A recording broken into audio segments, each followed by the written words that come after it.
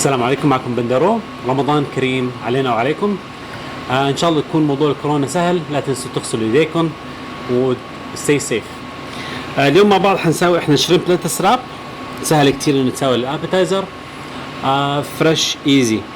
طبعا احنا برمضان فما في ناس اسوي لكم صور فيديو وانا عم باكل منها. بس لما تجربوها قولوا لي. نشوفكم على قريب. نبدا بالوصفه.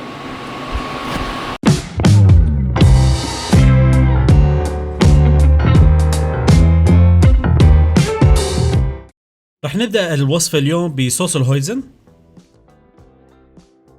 طنجرة صغيرة رح نحط 200 ملي مي، 100 ملي صويا صوص، معلقة كبيرة دبس الهويزن، تلت كب سكر. منحركهم مع بعض لحتى نتأكد انه كل السكر صار دايب. على نار عالية منضلنا نغلي فيهم لحتى يخف ويصير ثك، يصير سميك. هيك وصلنا لنص الدرجة. لما نوصل للدرجة هاي منخفف درجة الحرارة، بعدين منحطهم على جنب، منحطهم بالثلاجة لحتى يبردوا ويصيروا أسمك. هلا بدنا نشتغل بالجمبري. الحبات اللي بدكم إياها قديش ما بدكم بتشيلوا عنا القشرة. أنا بخلي الديل، بس إذا بدكم تشيلوا عادي كتير. جاط الجمبري راح نحط عليهم شوية زيت، رشة من الشيلي فليكس وبهار أسود، حطهم على جنب بالثلاجة. وهلا وصلنا لصلصة المانجا. المانجا نفسها بتقشرها، أنا بلاحظها هيك سهلة إن تتساوى، وبعدين بتقطعوها. حجم التقطيع ما بتفرق ما دام إنه بتكون صغيرة نوعا ما.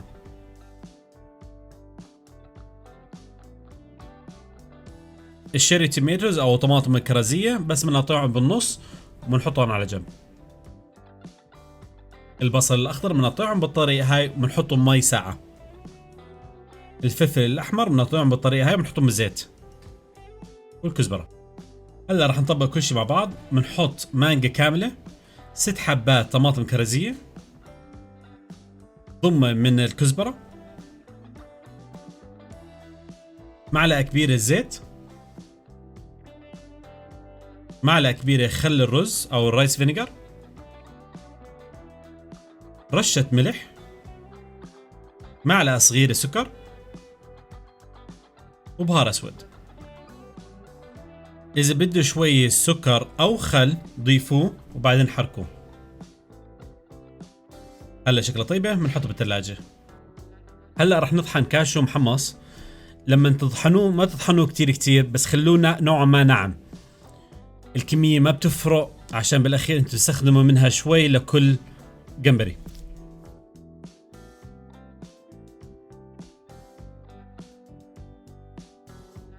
هلا بدنا نطبخ الجمبري. فيك تطبخوه على الفحم، فيك تطبخوه على البان، بس تأكدوا كتير انه يكون حامي لحتى تشوفوا الدخان طالع منه.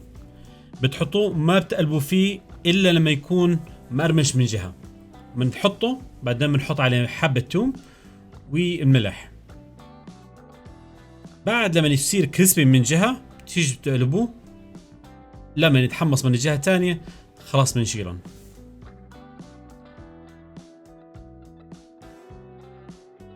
هلا بدنا نطبق كل شيء على بعض. نبدأ بالخس.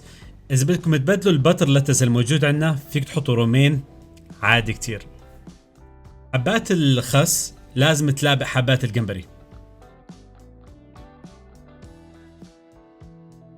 هلا بدنا نحط صلصة المانجا. تأكدوا كتير انه تصفوها من الخل والزيت قبل ما تحطوا كل معلقة. لكل خسة بنحاول نحط طماطم كرزية واحدة، بس إذا بدكم زيادة طبعا فيكم تحطوا زيادة، بس من دون الخل ولا الزيت عشان بتخبص كتير وبتصير مرقة. هلا بفرجيكم المرة الثانية. تأكدوا انه ما في خل. بعد ما بفرجيكم المرة الثالثة.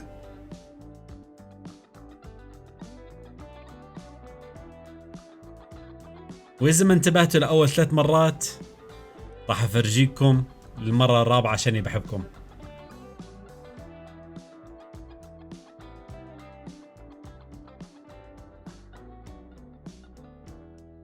هلا راح نحط الجمبري. لو كل خسة جمبري وحدة. اذا ما بتحبوا الديل عليها فيكم بكل سهولة تشيلوه.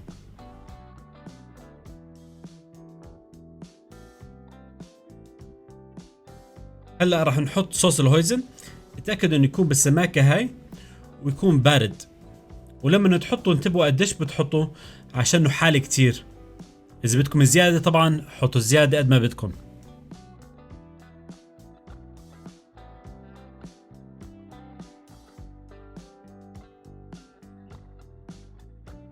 الفلفل الاحمر مع كل وحدة بحط انا حبة. بس اذا ما بدكم اياها لهالدرجة سبايسي عادي ما تحطوها.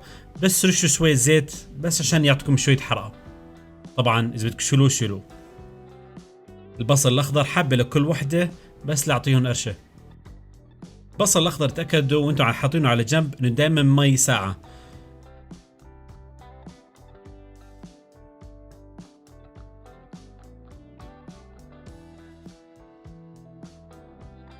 هلا اخر شيء راح نحطه هو الكاشو المطحون. حطوا الكمية اللي بتحبوها بس انا ما بحب اكتر بحيث انه طعمه طاغي كتير.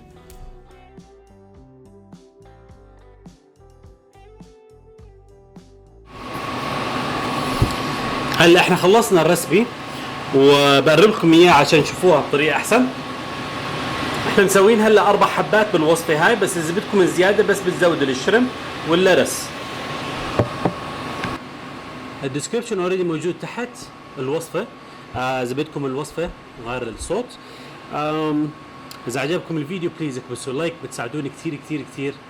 واذا بدكم تشوفوا فيديوهات بالمستقبل بليز اكبسوا السبسكرايب بutton تحت.